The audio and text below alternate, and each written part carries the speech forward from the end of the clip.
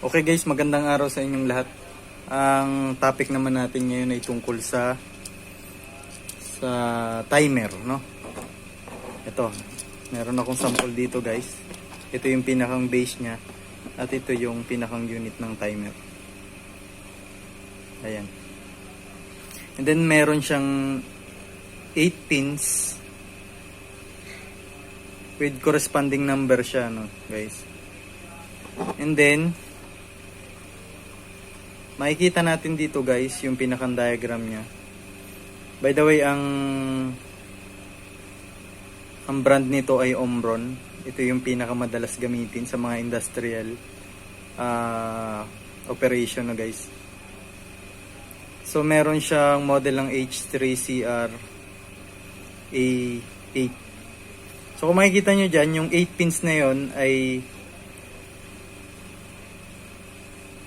represented dito ng mga number na to na nasa circle, no guys. So for numbers 7 and 2, yun yung gagawin nating terminal para sa power supply. So again, kagaya dun sa topic ko nung una, tandaan lagi, dapat malaman natin muna kung ano yung power supply para hindi masira in case na ma-energize natin yung pinakang unit. So dito, variable from 100 to 240 volts AC. May 60 Hz. And then pwede rin siya sa 100 to 125 volts DC, no guys. So sa contact naman niya guys, ito ang ibig sabihin nito. So ang bawat contact niya ay may 5 amperes lang for 250 volts AC pag supply natin, and then 5 amperes then kapag 30 volts DC naman. So ang normally open natin dito sa ganitong model ay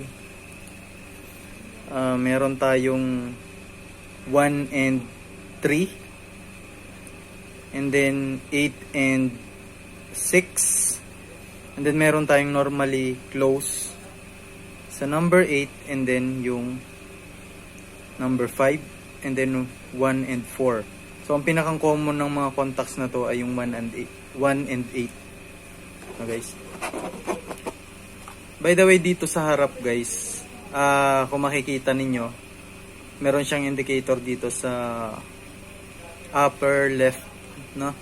Meron siyang power, and then power indicator, and then output. Or ito rin yung mag-indicate kung nag-change state na yung pinakang mga contact niya. Lower portion,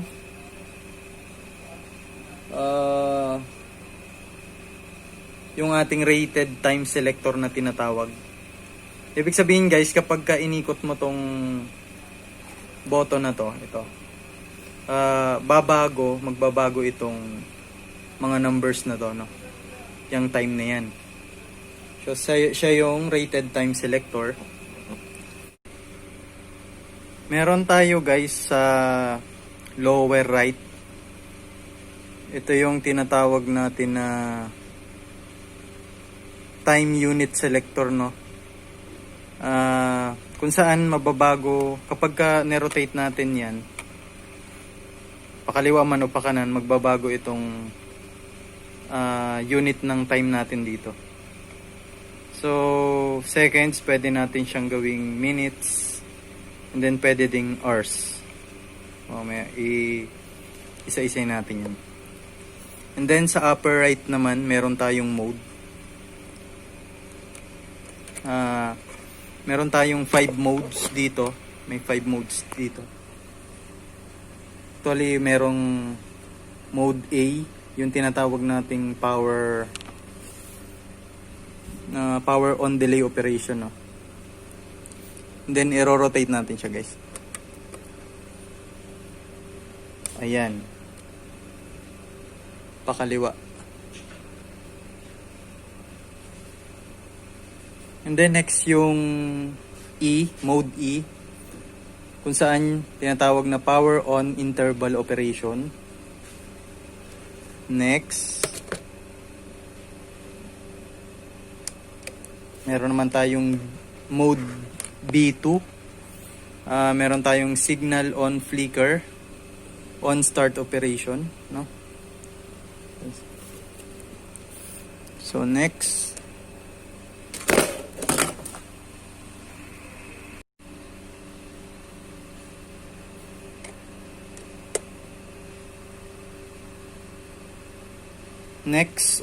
mode ay yung A, power on delay operation. Meron tayong B, signal on flicker of start operation. J naman yung one shot output operation na tinatawag. Isa-isayin natin yan mamaya, guys. So yan. So ito yung pinaka normal na lagi na mode na ginagamit natin. Kung saan gagana lang o mag-change state lahat ng contact kung gaano katagal yung time na na-select natin, guys. Ito yung pangkaraniwan. So iisa-isayin natin yan, guys. Dito tayo sa rated time selector na. So sample, rotate natin siya ng kanan. Ayan, guys, nakita nyo magbabago. 0, 5, 10 in seconds yan, guys, So hanggang 0 to 30 seconds magagamit natin.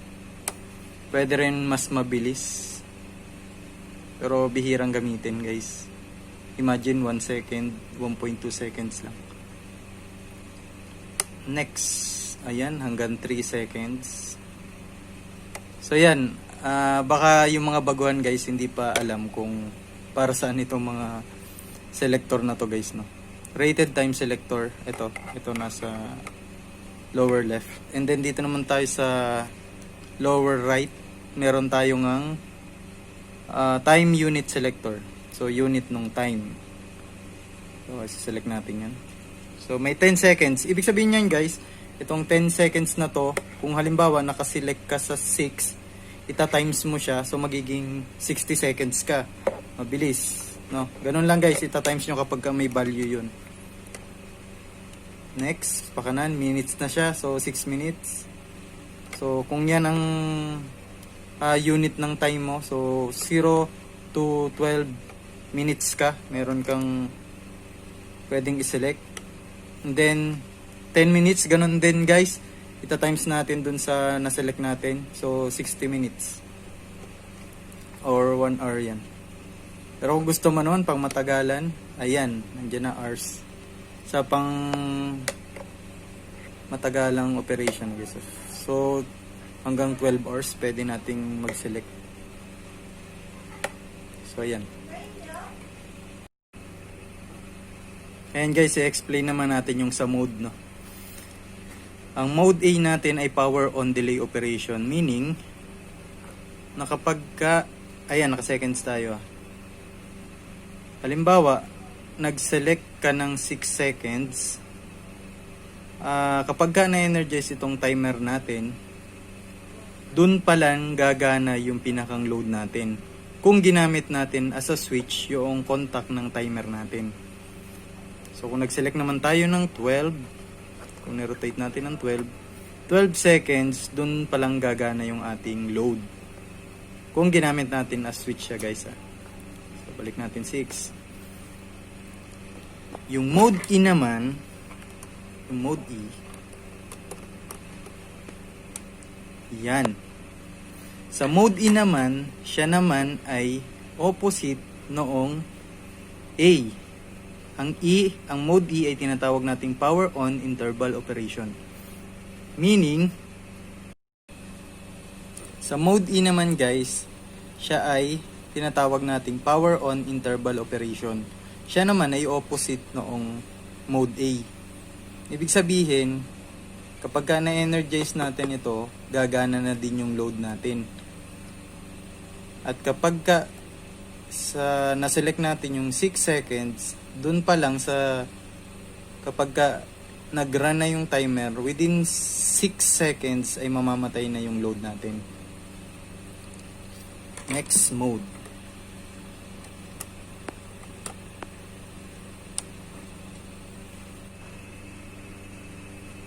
Ang mode B2 naman natin, guys, ay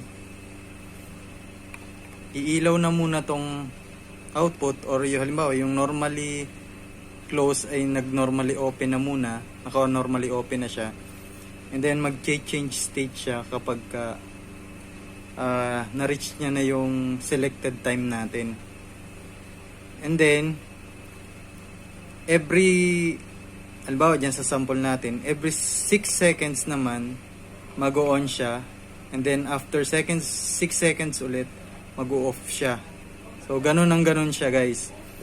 And then kapag B naman, guys, mode B,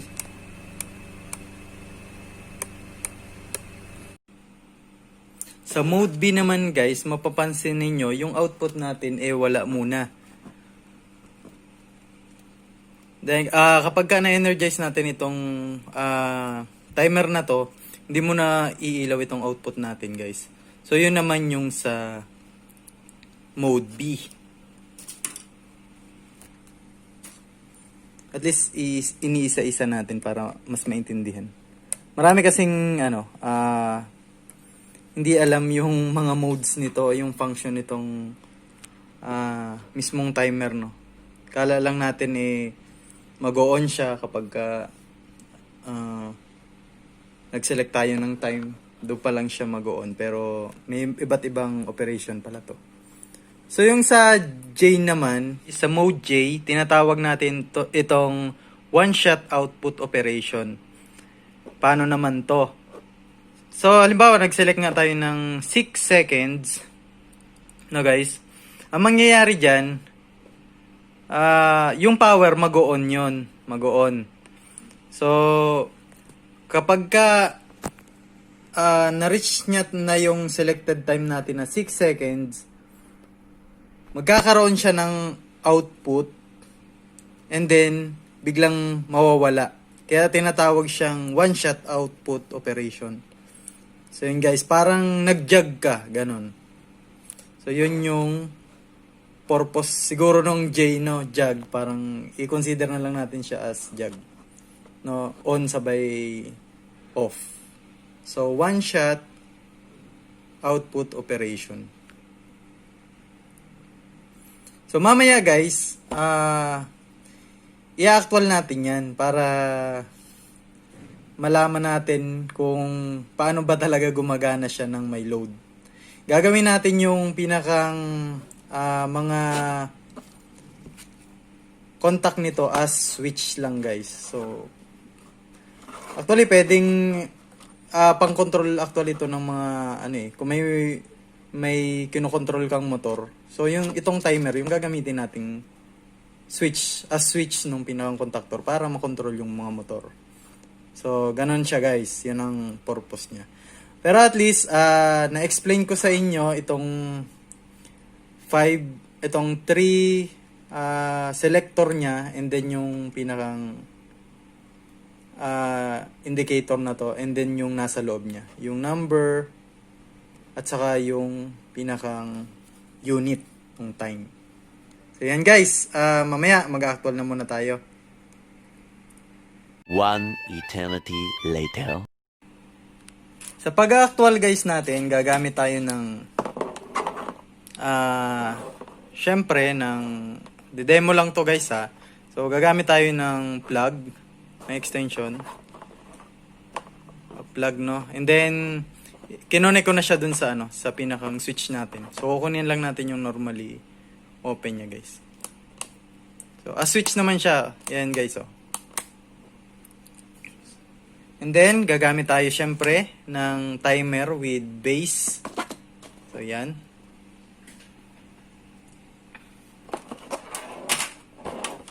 Next, gagamit tayo ng load. So, gagamitin nating load ay itong ilaw para makita natin, guys. So, ayan, nilagyan ko na ng wire. Ayan, guys, para medyo madali tayo. 1 eternity later. Ayan, guys, i-drawing muna natin yung gagawin nating circuit, no. So may line 1 tayo. Simplihan lang natin.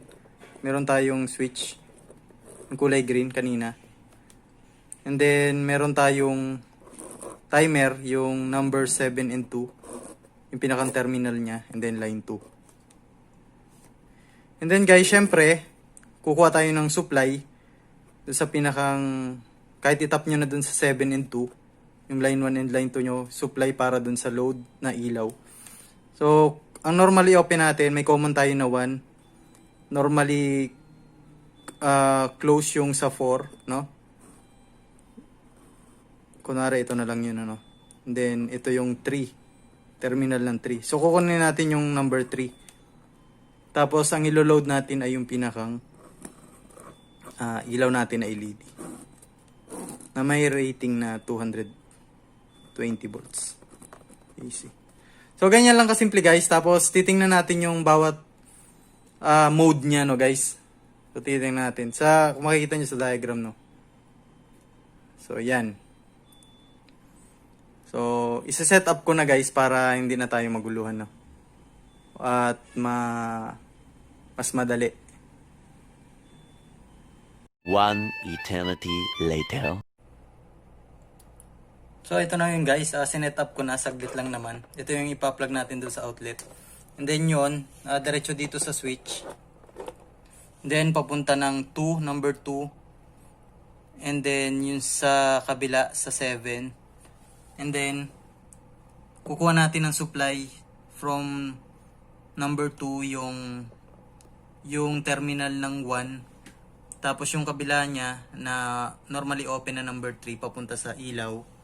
Dito sa isa ng ilaw. And then yung line to nung pinakang load natin na LED bulb ay pupunta ng 7. So, ganun lang kasimple siya guys. Yung pinakang circuit natin. So, titingnan lang natin guys. Kaya tayo gumawa ng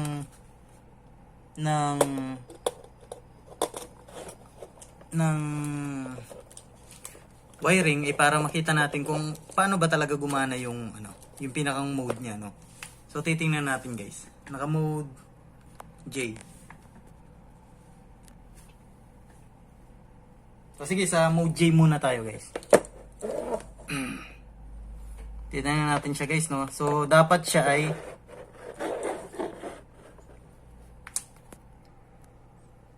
mode J siya. Dapat ito ay within 6 seconds, dapat siya ay mag-go on and off. 6. Ayan guys. Ayan, kita na. Nag-on siya, sabay namatay. So yun yung mode J natin.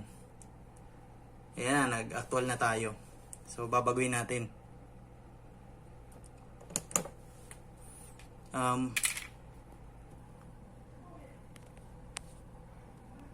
Mode E naman tayo guys. So, i-click natin siya. Ayan, naka-on na siya agad. Within 6 seconds, namatay siya.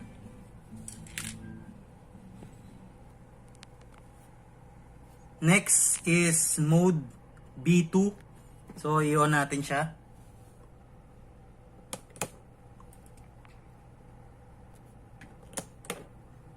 Yan guys. Naka-on muna siya. Within 6 seconds, off. Bilang ulit. 1, 2, 3, 4, 5, 6. Ayan, patay. Buhay. And then, 6 seconds ulit. Patay. 6 seconds. On. So, ganon ang operation niya kapag ka B2 mode. Next guys, mode A tayo. So, i-press natin yung switch natin. 1, 2, 3, 4, 5. And then 6. Ayan guys. Doon pa lang siya gagana kapag nakapagbilang na yung ating timer, no. Last mode niya yung B guys. I-on natin siya. So yan, wala muna siya guys. Halos kapares lang siya nung B2 pero nauna kasing mag-on yun. So bilang ulit ng 6 seconds. Ayan. 6 seconds. bibilis yung ilaw ng power niya kapag yung blink kapag gagana na siya.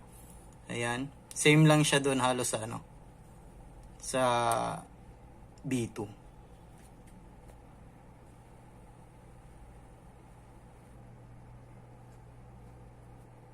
So ayan guys yung ating demo, may lecture and actual. So sana may natutunan kayo guys, electrical, at mag-comment lang kayo kung may mga tanong kayo. Maraming salamat sa panonood.